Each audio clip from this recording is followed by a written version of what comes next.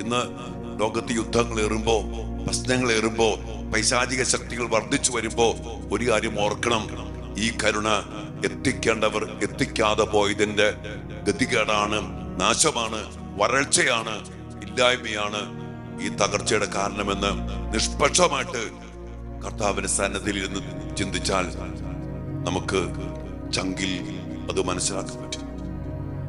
അതുകൊണ്ട് പ്രിയപ്പെട്ട മക്കളെ, ഈ ദൗത്യം മനസ്സിലാക്കിക്കൊണ്ട് രണ്ടാം ദിനത്തില് നമുക്ക് കർത്താവിന്റെ മഹാകരുണയിലേക്ക് എല്ലാ വൈദികരെയും സന്യസ്തരെയും സമർപ്പിച്ചുകൊണ്ട് മാർപ്പാപ്പ, കർദിനാൾമാര്, അഭിവന്യ പിതാക്കന്മാര്, വൈദികര്, സന്യാസിമാര് എല്ലാം സമർപ്പിക്കാം. നമ്മുടെ പ്രസ്ഥാനങ്ങള് എല്ലാം കരുണയുടെ ഒത്തൊഴുക്കുള്ള സ്ഥലങ്ങളായിട്ട് മാറി. ഇന്ന് നമ്മുടെ നഴ്സുമാരെ സമരമൊക്കെ വരുമ്പോ സങ്കടമുണ്ട്. നഴ്സുമാരെ കാര്യം ഓർക്കുമ്പോ ആ പാവപ്പെട്ട മക്കള് ഈ പൊരിവയലത്തും ഈ ദുഃഖവെള്ളിയിലും ഈ ദുഃഖശനിയിലും ഈസ്റ്റർ ദിനങ്ങളിലുമൊക്കെ കുടിച്ചോടും കൊണ്ട് സമരം ചെയ്യാൻ വേണ്ടി ഇറങ്ങിത്തിരിക്കുമ്പോ അവർക്ക് ന്യായമായ അർഹമായ വേതനം കിട്ടാത്തതുകൊണ്ടല്ലേ ഒരു വേദന.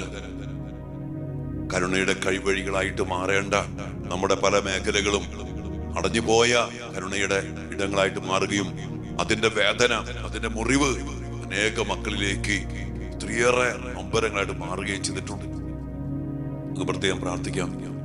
ഒറ്റ വഴിയുള്ളൂ, കർത്താവിന്റെ കരുണയിലേക്ക് തിരിയണം. അതിനുവേണ്ടി നമുക്ക് പ്രത്യേകം പ്രാർത്ഥിക്കാം.